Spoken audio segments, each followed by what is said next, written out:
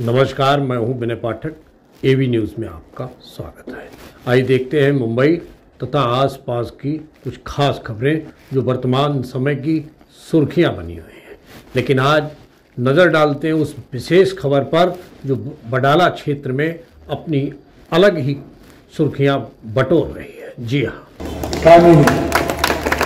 सौभाग्यवती कामिनी राहुल शेवाळे तिला मी माझ्याच मतदारसंघात निवडून आणलं होतं। मीच निवडून आणलं होतं तिला।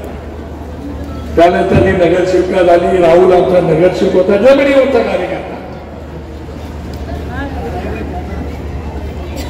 नगरसेवक झाला, खासदार झाला, एकदा नव्हे दोनदा खासदार झाला आणि मग तिकडे आपल्या दोघांचं जमलं लग्न झालं। आम्ही आपला आनंदाने लग्न लावून दिलं। आम्हाला आनंद आहे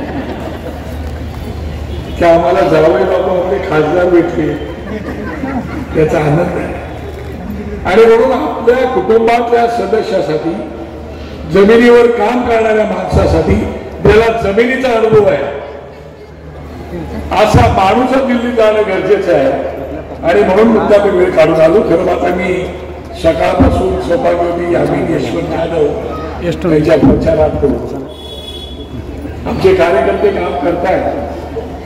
हे जरी असलं तरी या देशाचे पंतप्रधान सन्माननीय नरेंद्र मोदी साहेब यांना तिसऱ्यांदा पंतप्रधान बनवण्यासाठी, त्यांचे हात मजबूत करण्यासाठी आम्ही बिना शब्द त्यांना पाठिंबा दिलेला आहे। मला खात्री आहे की जो माणूस सुट्टी न घेता प्रामाणिकपणे काम गेले कित्येक वर्ष या देशाचं करतोय, त्या माणसाला पुन्हा पंतप्रधान बनवण्याची जबाबदारी ही तुमची आणि आमची आहे। टीका करणाऱ्यांना मी एवढं सांगू इच्छितो, अहो आता तर फक्त 10 वर्षच मिळाली, तुम्ही 10 वर्षामध्ये एवढी अपेक्षा करता? मुंबई महानगरपालिका गेले 30-35 वर्ष तुमच्या ताब्यात आहे। त्या मुंबई महानगरपालिकेचे मी नगरसेवक होतो। मुंबई महानगरपालिकेचं आजचं बजेट हे जवळजवळ 50-55 हजार कोटीचं आहे। 50-55 हजार कोटीच्या बजेटमध्ये तुम्ही मुंबईकरांना काय दिलं ते सांगा। इथे भाषण करताना खोके खोके ओके ओके, तुम्ही काय केलं ते मला सांगा। मी तुम्हाला 2-3 प्रश्न विचारतो। मी घड्यावरचं काका बघतो, एवढं सारखं भाषण करतो।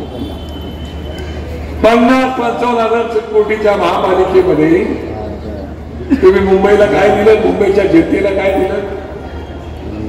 दररोजला एखाद्या बहिणीचं लग्न एखाद्या गावच्या मुलाचं झालं, ती भगिनी आपल्या नवऱ्याला गावचं आहे म्हणून त्याला मुंबई दाखवायला घेऊन आली। आता मुंबई दाखवायला घेऊन आलं तर पहिलं काय दाखवणार तुम्ही? गेट ऑफ इंडिया, बरोबर आहे? ते कोणी बांधलंय? ब्रिटिशांनी। त्याच्या समोर काय दाखवणार? ताज हॉटेल। ते कोणी बांधलंय? टाटा साहेबांनी। तिथून नवऱ्याला घेऊन जाणार कुठे? गिरगाव चौपाटी। तिथे काय दाखवणार? बेलपुरीवाला। तिथून पुढे निघाले तर पुढे जाणार हँगिंग गार्डनला। तिकडे काय दाखवणार? म्हातारीचं बोट। सगळ्या ब्रिटिशांच्या काळात। तिथून निघाले, पुढे गेले राणीचा बाग। राणीच्या बागेत काय दाखवणार? तिथं आता जनावर नाहीच। बघा बघा पेंग्विन आहे। त्या तुषार विश्वासावर काही ना काही जास्त माहिती। पेंग्विन आहे। म्हणजे 50-55 हजार कोटीच्या मुंबई शहरामध्ये तुम्ही 30-35 वर्ष महापालिका बघता, तुम्हाला काही नाही करता आलं मुंबईसाठी। तिथून पुढे निघाले तर तुम्ही जाणार कुठे? ताज लँडसर्ड दाखवलं शाहरुख खानचा बंगला। तिथून पुढे गेले तर दाखवलं सलमान खानचं घर आणि त्याच्या पलीकडे शेवटचा स्टॉप जुगुल अमिताभचा बंगला।